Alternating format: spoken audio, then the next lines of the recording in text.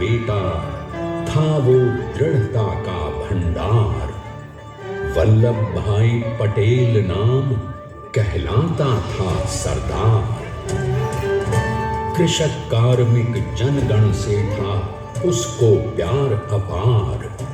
अखिल देश ने उसे रहनुमा किया था स्वीकार।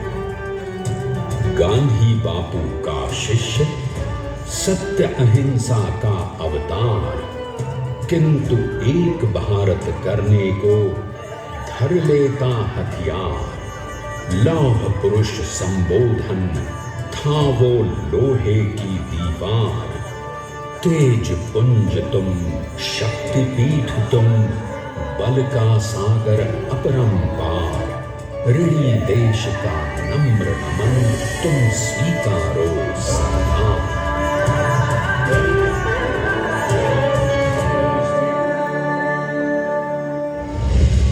1857 में अंग्रेजों को ललकारने वाले पहले स्वतंत्रता संग्राम के एक सक्रिय सिपाही थे झवेर भाई पटेल।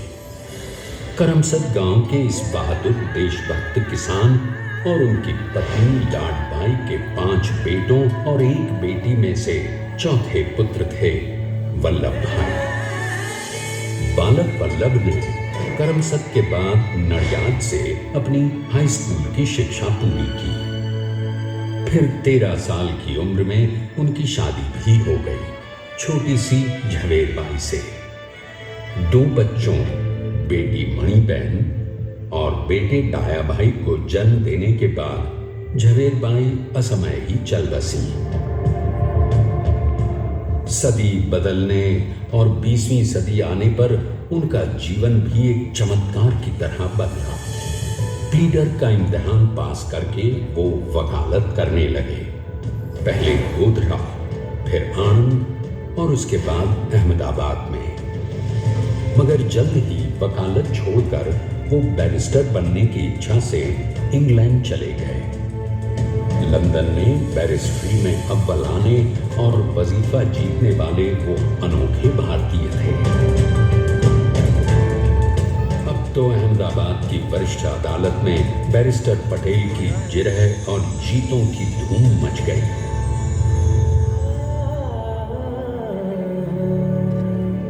तभी एक युग पुरुष ने वल्लभ भाई के जीवन की धारा ही बदल दी।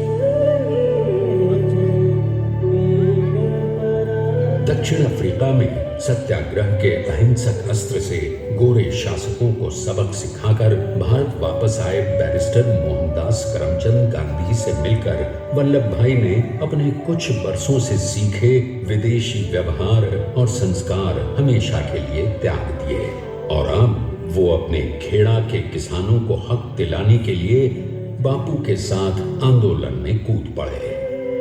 अब उनके पैरों में जूते नहीं, गांव की धूल थी। हृदय में भारत भूमि की शस्य श्यामला धरती। मन में थे गांधी और मस्तिष्क में एक नए स्वतंत्र भारत का सपना।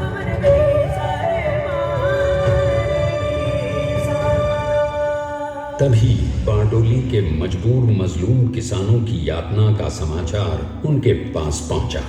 तुरंत वल्लभ भाई वहां पहुंचे और यूं शुरू हुआ भारत का सबसे बड़ा और सफल किसान आंदोलन बारडोली।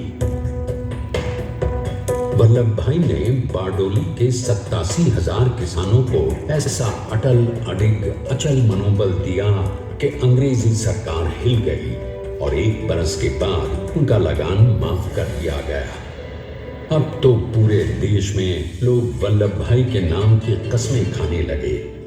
स्वयं महात्मा गांधी ने कहा, अब वल्लभ भाई मेरे शिष्य या साथी नहीं, सारे देश के सरदार हैं और देश को मिल गया एक अनोखा असरदार सरदार।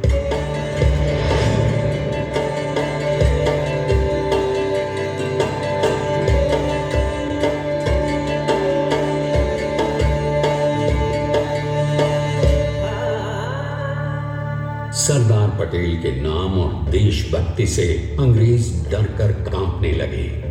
1930 के नमक सत्याग्रह और दांडी कूच में वो बापू से भी पहले गिरफ्तार किए गए। तो सन 1932 में फिर उन्हें बापू के साथ ही जेल में 2 सालों के लिए डाल दिया गया। मगर आजादी के दीवानों को, स्वतंत्रता के परवानों को कौन गिरफ्तार कर पाया है? जेल से छूटते ही सरदार को कांग्रेस के नए राष्ट्राध्यक्ष पद पर चुना गया और उनकी सरपरस्ती में राष्ट्रवादी भारतीयों ने तमाम ब्रिटिश सूबों में जीत हासिल कर वहां अपनी स्थानिक सरकारें बनाई। किंतु सरदार का सपना केवल सरकार बनाना नहीं था। उनका स्वप्न तो था एक ऐसे नए भारत का जहां हर रंग, हर रूप, हर जात, मजहब, तबके का हिंदुस्तानी एक साथ मिलकर एक ऐसा नया भारत बना सके जहां पूर्ण स्वराज के साथ सारे समाज को गरीबी, अशिक्षा, छुआछूत से भी आजादी मिल जाए। इसकी पहली रणनीति थी भारत को अंग्रेजों की गुलामी से आजादी, ताकि भारत के लोगों की अपनी सरकार सबके साथ और सबके विकास के लिए काम कर सके। बापू की अगुवाई में अब देश ने अंग्रेजों को अंतिम चेतावनी दे दी, करेंगे या मरेंगे, क्विट इंडिया, अंग्रेजों भारत छोड़ो। बस फिर क्या था, संघर्ष की रणभेरी बजी। 3 सालों के लिए सरदार पटेल को भी सत्याग्रही नेताओं के साथ जेल में ठूंस दिया गया। 2 सालों के बाद अंग्रेजों को बापू के सभी शिष्यों और साथियों को छोड़ना पड़ा।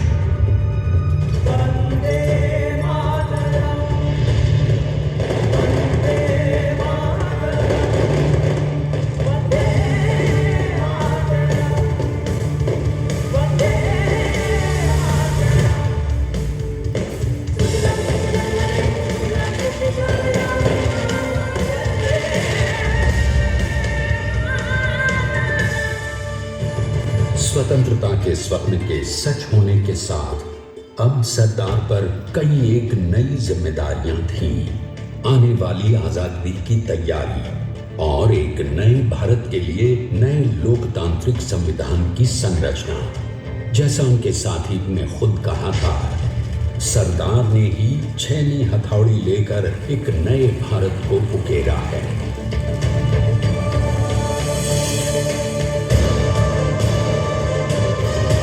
स्वाधीनता तो प्राप्त हुई, लेकिन खंडित भारत में भी उठते विभाजनवादी अंधकार को अभी दूर करना था। जब देश के खंड खंड होने का भय उत्पन्न होने लगा, तो सरदार ने निर्भय होकर खुद अपनी केंद्र सरकार और साथियों को भी चुनौती दे डाली और जम्मू कश्मीर को बचाने के लिए सारे देश का आकाश वायुयानों से भर गया।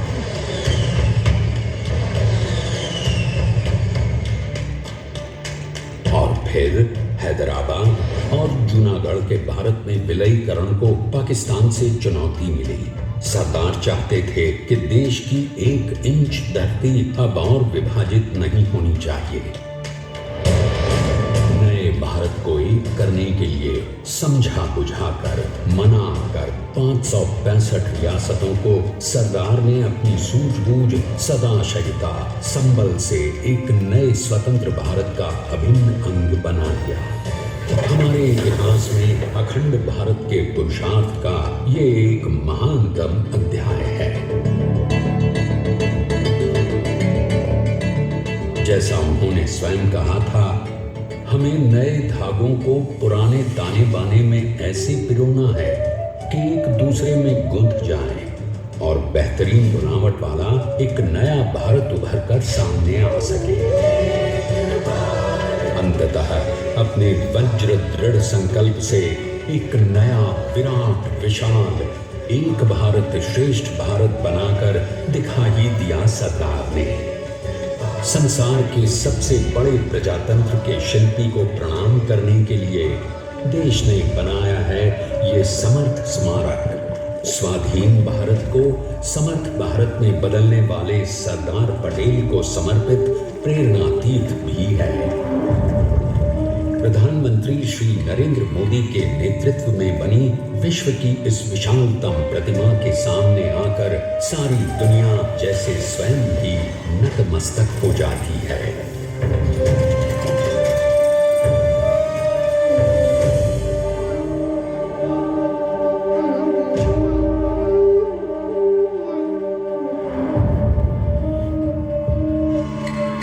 देश को बना गया वो अमित अटल, हरा सका उसे न कोई शत्रु दल।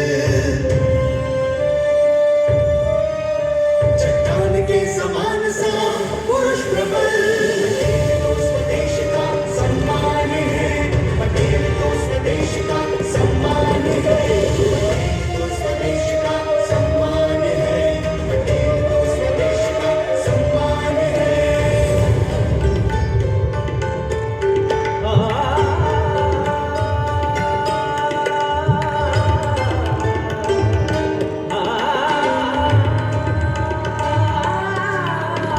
ऊंचाइयां आकाश को छुए हुए,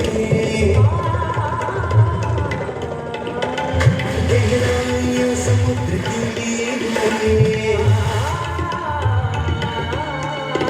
कदम अधिक जमीन पर जमे हुए, पटेल अपनी आन बान शान है, पटेल अपनी आन बान शान है, पटेल तो स्वदेश का सम्मान है, पटेल तो स्वदेश का सम्मान है, पटेल तो स्वदेश का सम्मान है, पटेल तो स्वदेश आइए अब देखते हैं कि अपने लौह पुरुष को श्रद्धांजलि देती 182 मीटर ऊंची विश्व की सबसे विशालकाय प्रतिमा का निर्माण कैसे हुआ।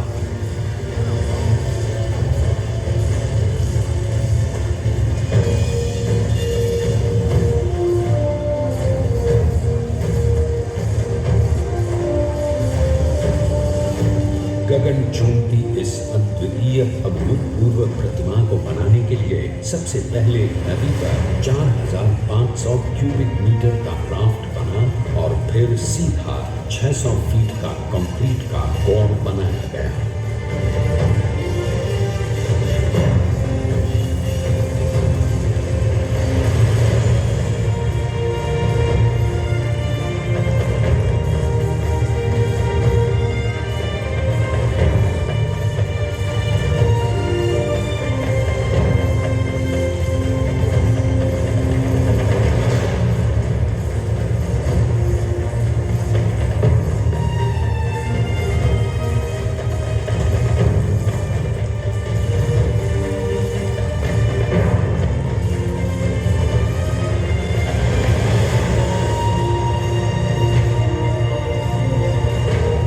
इस कंक्रीट कोर के साथ लगाया गया स्टील का फ्रेमवर्क।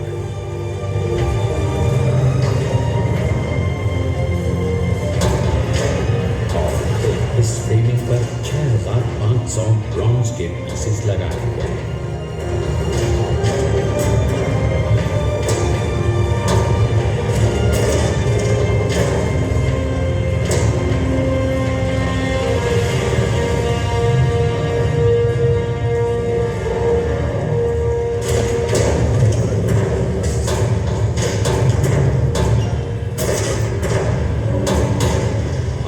सोचिए कि 182 मीटर ऊंचे इस भव्याति भव्य स्मारक के निर्माण में कितना सामान और मेहनत लगी होगी। 70,000 metric ton cement, 18,500 metric ton reinforcement steel, 6,000 metric ton structural steel और 1,700 मेट्रिक टन ब्रॉन्ज।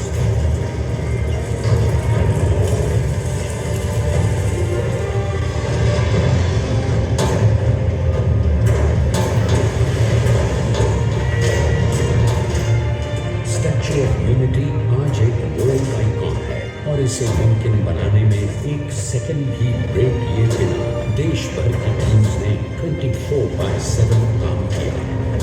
250 से ज्यादा इंजीनियर, 4,500 से ज्यादा स्किल फोर्स और कई लाख मानव दिन। हम गर्व से से कह सकते हैं कि कुल मिलाकर स्टैच्यू ऑफ यूनिटी के निर्माण में 95% माल सामान, मजदूर, इंजीनियर्स और एक्सपर्ट्स थे भारतीय। जानते हैं कि 182 मीटर ऊंची इस भव्य प्रतिमा को बनाने में कितना समय लगा? डिजाइन के लिए 12 महीने और निर्माण के लिए 34 महीने, यानी कुल मिलाकर केवल 46 महीने।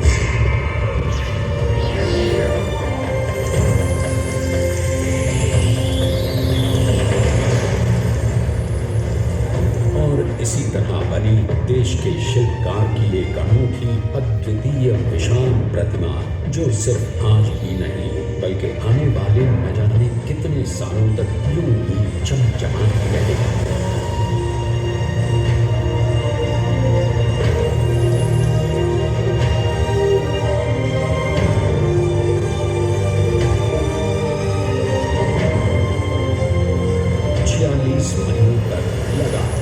बिना रुके एकजुट होकर न जाने कितनों ने परिश्रम किया और उनका साथ दिया भारत की 125 करोड़ जनता। और तभी मुमकिन हो पाया एक ऐतिहासिक निर्माण जो आज कहलाता है भारत की नई पहचान। स्टैच्यू ऑफ यूनिटी, विश्व की सबसे ऊंची प्रतिमा। सरदार ने अपनी गंभीरता, शालीनता और दूरदर्शिता से भारत को संगठित करने के असंभव कार्य को संभव कर दिखाया।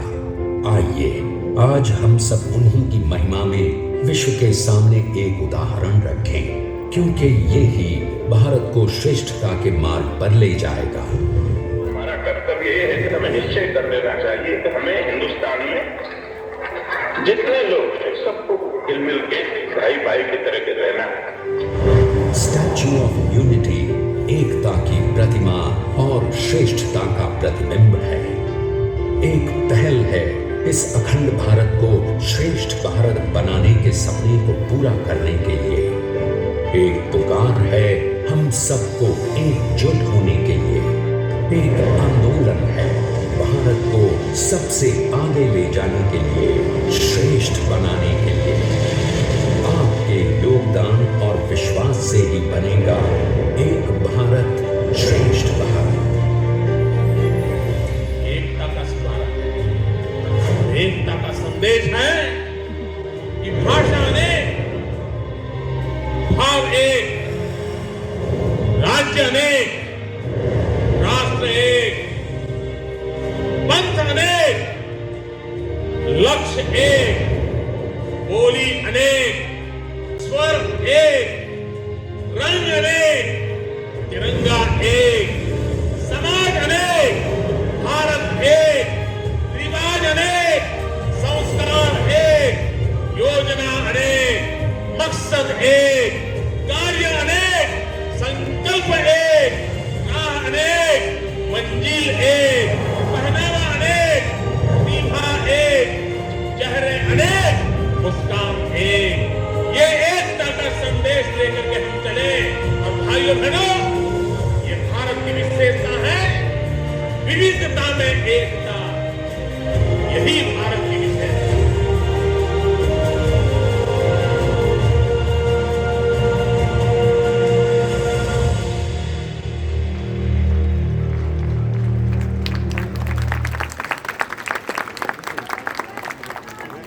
है।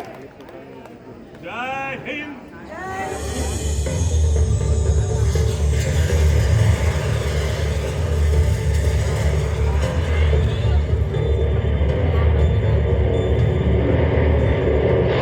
Please stand up for the national anthem.